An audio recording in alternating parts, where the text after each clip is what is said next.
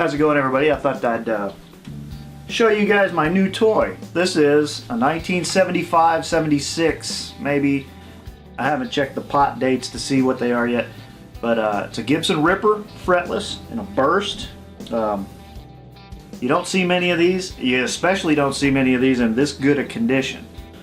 It's all original. The only thing I've found that isn't original is this one screw down here that looks like it's a different color than the rest, and that's because it's been added on later. It's got the original bridge cover with the little plastic spacers.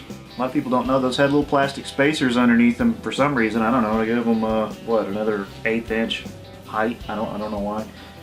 It's got the original single ply black pick guard. Don't see a lot of those for some reason. Tuners are original. Everything's original. I'm not sure the strings may be original. Who knows? No belt buckle rash. No gouged up paint from changing the strings. There's a few scratches and dings here and there, but I mean, considering that this is a fairly old bass, it's in amazing shape. It's just you can see how they kind of used to do this pattern of the bursts.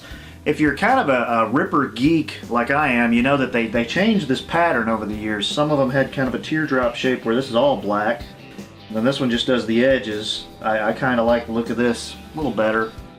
Not a big fan of bursts in general just because I don't think they're terribly interesting. But this one I like.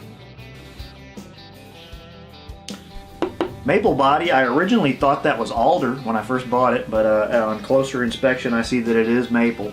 So it probably is a 76. 75 probably would have been an alder body. Now if you're looking at these little dots, wondering what in the world's going on here, what was Gibson thinking there?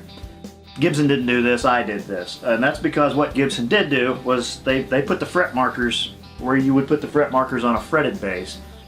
I think they used neck blanks, fingerboard blanks from a fretted bass and just didn't put frets in it. So what that does is that gives you these white fret markers like you're used to seeing on just about any bass in the place that you're used to seeing them. But that's not where you need them on a fretless bass. You need to put your finger, if you want to play this note,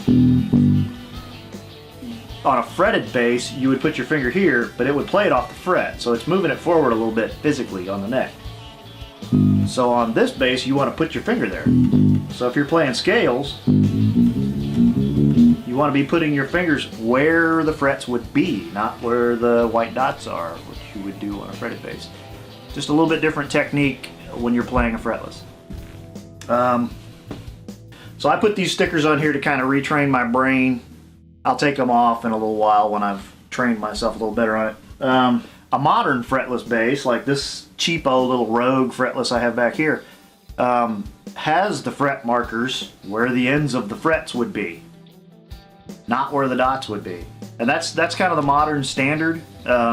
This was a 70s way of kind of doing things. In the 70s, fretless basses were kind of a new idea. A couple of prominent players like Jaco Pastorius and a few others had made fretless an instrument that was in demand, and Gibson and Fender and a bunch of other people started putting out factory fretless basses where you didn't have to pull out the frets on your own.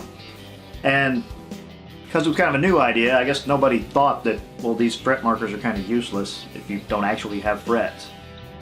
So anyway, the controls, if you've seen my other videos, you know I'm kind of a Ripper geek, and I've done a very long video on how the Rippers came to be and the restoration of this Ripper and the controls and how they work. Very odd controls. This has got the same Bill Lawrence cue control system that any other Gibson Ripper would have.